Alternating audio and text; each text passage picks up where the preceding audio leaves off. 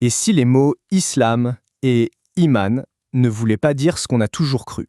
On va explorer ensemble une réinterprétation assez fascinante de deux concepts parmi les plus centraux de l'islam. Tout ça en se basant sur une analyse linguistique de leurs racines. Alors la question est simple. Que décrivent vraiment ces termes? Pour la plupart des gens, ça renvoie tout de suite à des croyances, des rituels. Mais et si le sens premier était tout autre? S'il n'était pas lié à ce qu'on croit, mais à ce qu'on fait? On le sait bien, l'interprétation la plus courante associe l'islam à des rituels, la prière, le jeûne, la profession de foi, bref, une identité qui serait avant tout basée sur une croyance, sur une doctrine.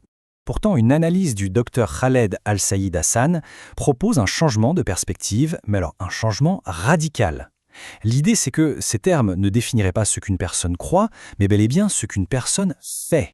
Ok, alors première étape, on va redéfinir l'islam. Et selon cette approche, le cœur du sujet, c'est l'acte d'accorder la paix. Le point vraiment crucial ici, c'est ça. L'islam serait avant tout une décision. Une décision personnelle, consciente, d'être pacifique, de ne faire de mal à personne, ni par les mots, ni par les actes. C'est une action, pas juste une étiquette. Et cette idée, figurez-vous, n'est pas nouvelle. Elle est même ancrée dans le Coran. On y décrit le prophète Abraham comme étant musulman, musulman, bien des siècles avant la religion qu'on connaît. Qu'est-ce que ça suggère? Eh bien que le mot décrit un état, une action, celle d'être en paix.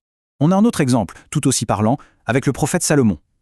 Il demande que le peuple de la reine de Saba vienne à lui en tant que musulman, musulmine. Dans ce contexte, c'est limpide. Ça veut dire de manière pacifique et non pas en ennemi ou en combattant. Alors pour bien comprendre une idée, c'est parfois utile de regarder son contraire. Et justement, le Coran met constamment en opposition le musulman et le criminel. Ce verset, par exemple, pose une question rhétorique assez forte. Il place le musulman, al-muslimin, en opposition directe avec le criminel, kal-mudrimin. Et ce contraste, il est vraiment révélateur. La logique est simple. Si le criminel est celui qui prend la paix, qui commet des actes nuisibles, alors le musulman, qui est son parfait opposé, doit être celui qui, par ses actions, accorde la paix. C'est la même logique qui oppose l'islam à l'oppression. Ici, celui qui refuse l'appel à l'islam, c'est-à-dire l'appel à accorder la paix, est carrément décrit comme le plus grand des oppresseurs. Allez, on passe au deuxième concept clé, l'iman. Si l'islam c'est accorder la paix, alors l'iman c'est accorder la sécurité. L'iman, donc, c'est l'acte de rendre les autres sécures, de leur donner un sentiment de sécurité. Ce n'est pas une croyance intérieure, mais un effet concret, extérieur. La conséquence, c'est qu'on ne peut pas s'autoproclamer « mu'min ». Ce n'est pas une étiquette qu'on se colle, c'est un statut que les autres nous donnent quand ils se sentent en sécurité avec nous. Et c'est là qu'on touche à la différence la plus importante entre les deux. Voilà, tout est là. Être musulman, ça dépend d'une décision personnelle. C'est un choix d'agir pacifiquement. On contrôle ça. Mais être mu'min, ça ne dépend pas de nous. C'est un statut que les autres nous accordent, seulement s'ils se sentent en sécurité grâce à nos actions. Du coup, si on suit cette logique, il y a un ordre. L'islam vient avant l'iman. C'est normal, il faut d'abord la paix pour pouvoir ensuite construire la sécurité. La progression est donc super logique. Étape 1, on prend la décision personnelle d'être pacifique, de devenir musulman. Étape 2, on agit concrètement pour que les autres se sentent en sécurité.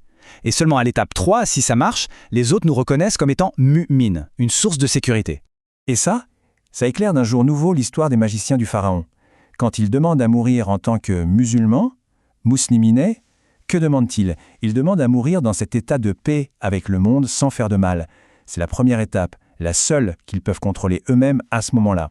Bon alors, qu'est-ce qu'il faut retenir de tout ça? Pourquoi cette distinction est si importante? Eh bien, ça change tout. L'attention se déplace de la croyance qui est interne vers l'action qui est externe. L'identité n'est plus définie par ce qu'on pense, mais par l'effet qu'on a sur les autres.